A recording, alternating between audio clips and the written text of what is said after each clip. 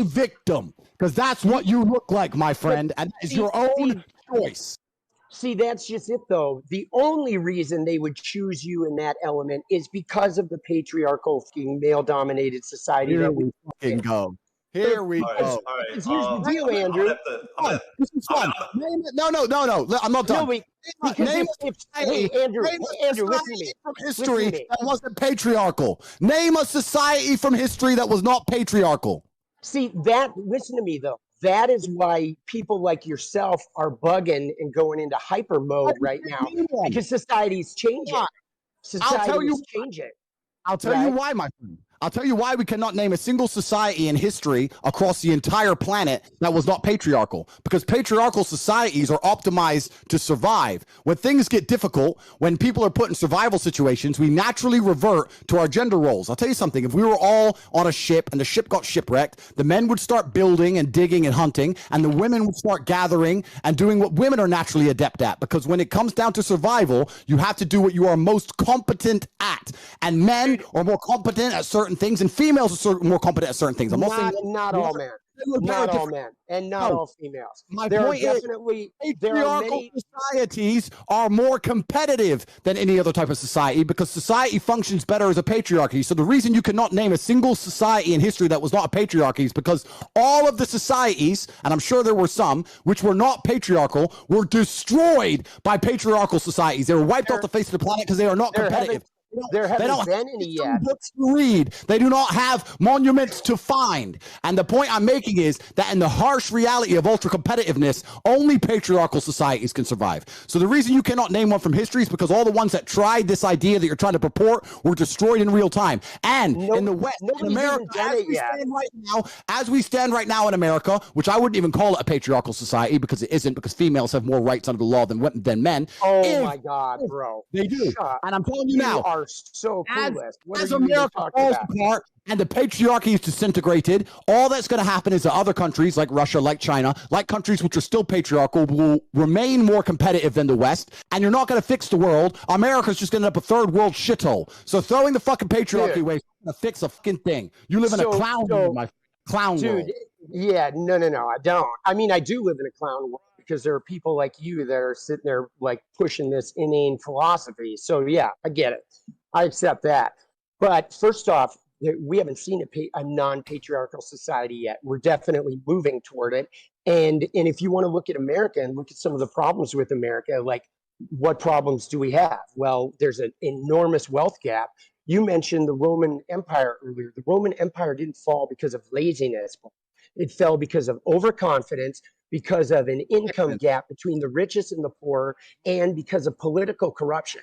All three things that are sort of happening in America right now. So absolutely, America could fall, but it's not because men were turning soft, right? The idea of men being soft, the idea of men being soft, Andrew, is a battle cry of men who see that purely physical stature is no longer the only defining quality. Because like you said, they could line me and you up, and all those brutes like the cops or somebody looking for pure strength would choose you to defend them. But anybody who was from a marginalized group that was looking for an emotional defender, those people would pick me, right? And they wouldn't pick the muscular guy because they know that I have the inner strength to actually have an openness and a vulnerability that can relate to them and that can help them find that empowerment in themselves. I don't want to train people to be sheep. All you know what I mean? Who says I'm not talking we go to your Instagram page and you talk about being the Messiah and all this other BS. You want people to follow you like you're some sort of like deity boss. And that's actually a sign of your own weakness at work, right? That's coming from your own trauma, your own unhealed trauma. Firstly, the fact you think that you're talking to marginalized people more than me, it doesn't even make sense, because I'm talking to groups of people, you're talking to groups of people, and both of them includes marginalized communities. Secondly, the fact that I am actually the fact that I'm actually mixed race, that I grew up in the south side of Chicago with my father. Absolutely. Shows I know more about marginalized communities than you do, because you are as white as they can come, and you're sitting there talking about marginalized communities to a marginalized person. Absolutely. Absolutely. But let me ask you, I never woke up and thought I'm brown, so I had to find this white guy with pink hair to fight for me. I woke up and fought for myself. And that is the If point. you're- You don't want to fight for yourself. You fight for yourself when you're a man. That requires all forms of power, whether it be emotional, mental, and physical. You to sit here telling men they should be as weak as possible and sitting around doing nothing is not good for society as a whole. And there's nothing wrong with patriarchal society. I'm not advocating for weakness, but like I'm advocating for people to heal and to heal their trauma and not use their trauma like you do and then aim it at select groups of people in order to gain power and money, right? And status so you can walk around with the deity. Right. I think that all men, if you're a good man, you're going to have a traumatic life. That's part of being a man. And I think I think it's not even a part of being a man. It's a part of being a human being on the planet. Okay. You're going to have a traumatic life. Sure. Right. But you got to heal the trauma. The trauma doesn't make you unless you heal it. If you don't heal it, you go around, say, dumping it on women. Right. By waltzing around talking about how you got to protect women. You got to get a cut of her OnlyFans and all this because you own her private parts. That's nonsense, bro.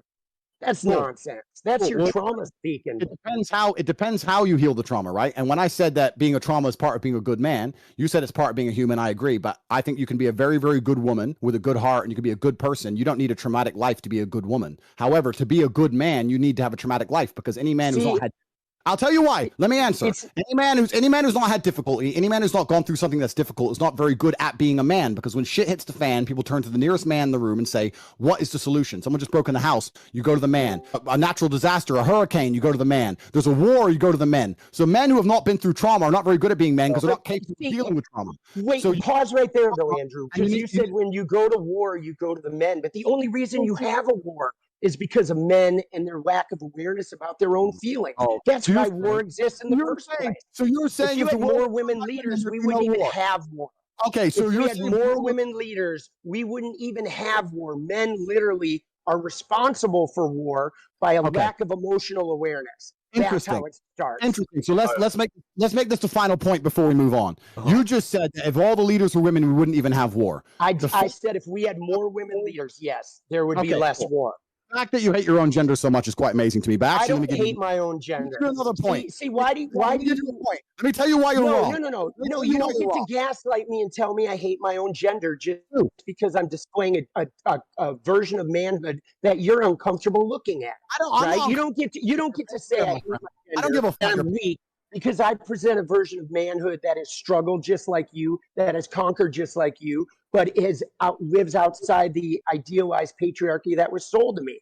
You don't get to gaslight me because you're uncomfortable with the type of man that I am. You love men. You love men. Cool. The point I'm making is you're saying that the world wouldn't have a war. Dude, you are backed up against the wall. Wait.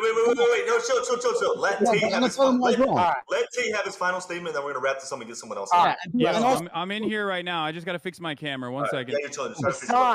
Let's go, man. I appreciate you. I'm interested in seeing what the chat thinks. The reason you're totally wrong saying that the world would have less war if there was no female leaders is because if you actually ask anybody who's been in the corporate world for long enough, the companies that have the most arguments, the most difficult corporate structures to deal with, in fact, even if you ask most women, they say, I don't like having a woman boss. I'd rather work for a man. When you have a whole bunch of women in charge, it's nothing but a fucking fest and it's a shit show. Every single person who's ever worked in corporate knows that. Every single person who's ever worked in the world knows that women actually, as beautiful as they are, and they're good at lots of different things, they would they would prefer to work for a male boss because it's a stronger, more clear leadership structure. Having a bunch of women in charge of countries is not going to make a peaceful world. And the fact you believe that shows your entire mental model's fucked. Andrew, take care, brother. Hassan, I just want to say props to you, boss. I appreciate you, man, putting the word out there. Thank you, guys. Good to talk, bro. Have a good day. Let's go. Appreciate you coming on, Tommy. Have a good one, man. Cheers. Thank you. How do you feel about my guy, Tommy? Yeah. I don't know him personally. I have nothing against him personally. He's a new age thinker. He lives in the new think, the idea that the way the world runs and has always run is a bad thing. And that if we change everything from the ground up, it's somehow going to become a magically better place. Obviously, he has no proof or any references for his way of thinking because it's never been tested before. It's an untested theory. I think that for him to come along and say such blanket statements that if we changed all the world leaders to women, there wouldn't be war is inane and asinine. I think for him to say that a man who's physically strong can't be mentally strong is also stupid. But I also understand why he's saying the ideas he's saying because he has a natural insecurity based on the fact that he's not a physical specimen of man. And the way he gets around it is to pretend that that's not important, which is fine. Lots of people do it, right? Stupid people saying being smart is not important. Poor people people saying being rich is not important. It's a common defense mechanism that everybody does, and I completely understand it. However, most people with a basic grasp of economics and the way societies work would look at society and say, you know what? A society with brave, strong men who are full of honor and duty is actually a better society than men who walk around saying, I have no duty to protect anybody or protect anything, and I can just sit around and cry all day. And this theory is being tested in real time, right? America's quickly turning into the latter, and we can see crime rates going through the roof. We can see all the fucking shooting and all this stupid shit that's happening because men have no emotional control anymore. And that's what's going to happen. It's the society's going to degrade, and the countries where men still stick to their honor and their age-old expected ways of acting, they're going to be a safer societies overall. So time will prove me right, but I have nothing against the guy.